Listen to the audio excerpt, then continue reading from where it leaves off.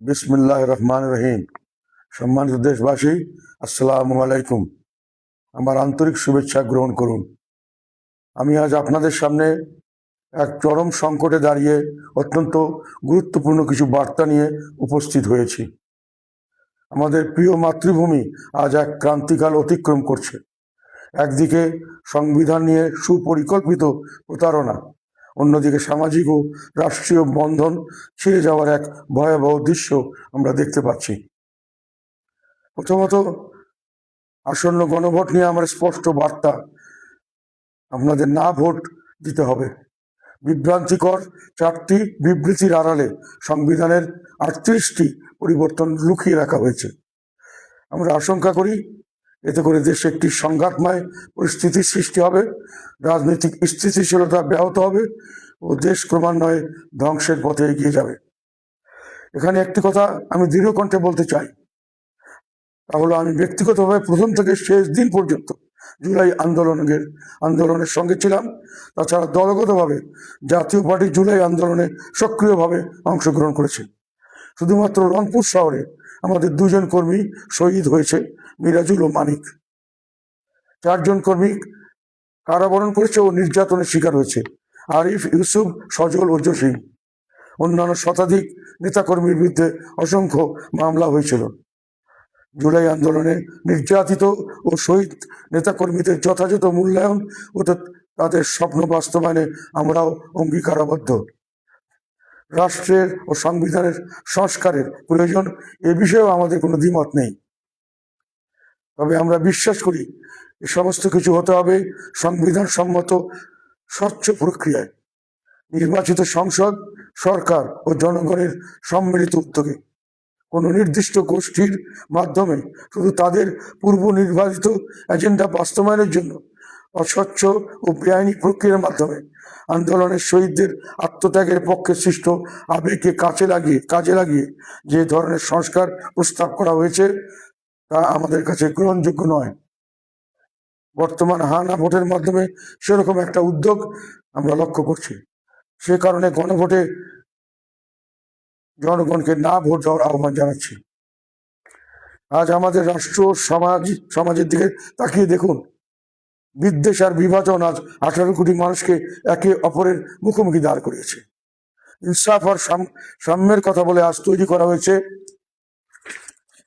চরম বৈষম্য আর দখলদারিত্বের এক অমানবিক রাষ্ট্র, যেখানে চরম নিষ্ঠুরতাকে অভিবাদন জানানো হয়, মসজিদ, গির্জা কিংবা মাজারে ঐতিহাসিক উল্লাস হয়, যেখানে মানুষ আজ বাকরুদ্ধ। আমাদের প্রিয় মাতৃভূমি আজ যেন এক মৃত্যুপুরী। দিনে দুপুরে প্রতিপক্ষকে খুন করে মৃতদেহ পুড়িয়ে ফেলা হচ্ছে। বিভিন্ন স্থানে সংখ্যালঘু সম্প্রদায়ের বাড়িঘর, দোকান লুটপাট, ভাঙচুর ও আগুন দেওয়ার অভিযোগ পাওয়া যাচ্ছে, অথচ রাষ্ট্র নির্বিকার। সামাজিক যোগাযোগ মাধ্যমে ঘোষণা দিয়ে বাড়িঘর ভাঙচুর ও জ্বালিয়ে দেওয়া হচ্ছে, কিন্তু কারো ঘুম ভাঙছে না। এটি একটি ব্যর্থ রাষ্ট্রের পূর্ব লক্ষণ ছাড়া আর কিছুই নয়। আমাদের অর্থনীতি আজ হুমকির মুখে। বিগত কয়েক মাসে শত শত কলকারখানা বন্ধ হয়েছে, বাড়ছে বেকারের সংখ্যা। ব্যাংকের রিজার্ভের প্রকৃত অবস্থা আমাদের অজানা।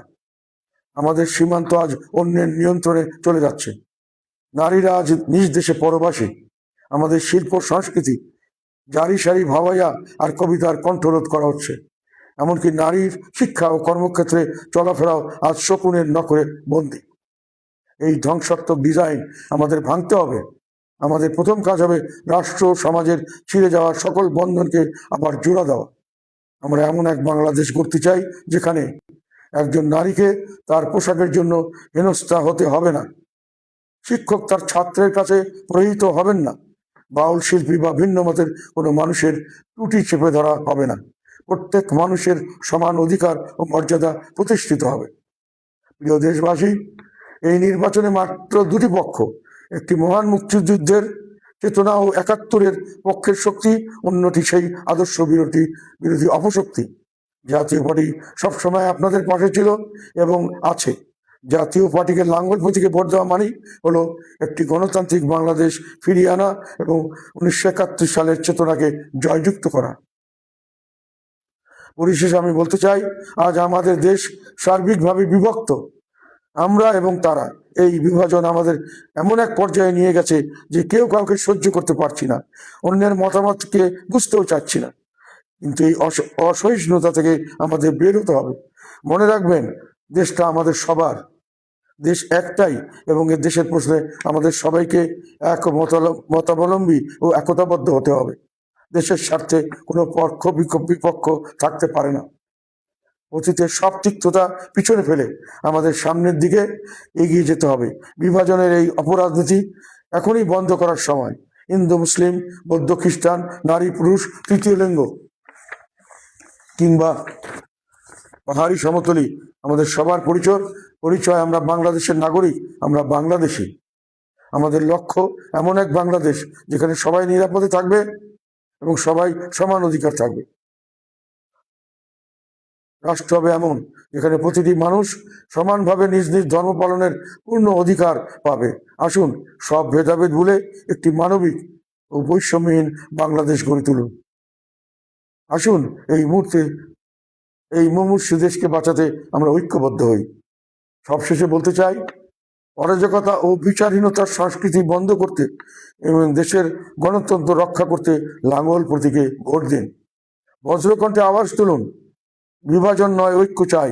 স্বৈরাচার মুক্ত গণতান্ত্রিক বাংলাদেশ চাই। লাঙ্গল প্রতীকে ঐক্য করি, বৈষম্যহীন বাংলাদেশ গড়ি। বাংলাদেশ জিন্দাবাদ, জাতীয় পার্টি জিন্দাবাদ।